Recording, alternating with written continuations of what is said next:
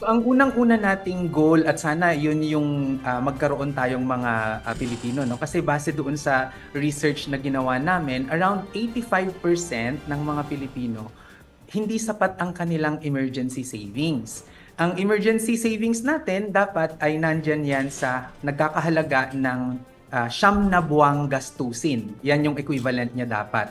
So, ang magandang paglagyan niyan, so yun muna yung regalo mo sa sarili mo ha, maggawa tayo ng emergency fund mo. So, ang maganda na paglagyan diyan ay mga digital banks, 'di ba? Madami ngayon yung sa mga online, pwede tayong magbukas ng digital account natin. Basta sisiguraduhin natin na ito ay may lisensya galing sa Bangko Sentral ng Pilipinas at maglalagay lang tayo hanggang 500,000 pesos per digital bank para siguradong safe, covered pa rin ng PDIC.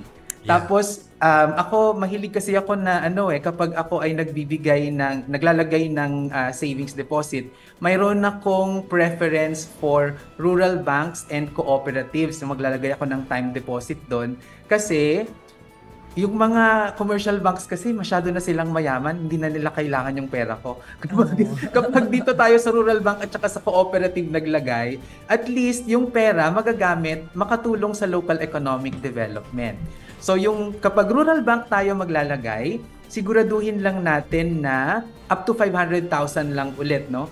Para covered din ng PDIC at sure na sure tayo. And then, pag nag-time deposit tayo dyan, 5 years plus 1 day yung kukuunin natin para ito ay tax-free na. Wala nang 20% na withholding tax. Yeah. Tapos, sa cooperative naman, kasi baka sinasabi nyo, grabe naman, ang delikado naman mag-advise nito, no? Pero tinitingnan natin yung saan tayo secure. So sa rural bank, alam natin maraming nagsasara dyan, pero wala pa akong nakita na pinabayaan ng PDIC na rural bank. So kahit magsara yan ay makukuha mo yung pera mo. Basta up to 500,000.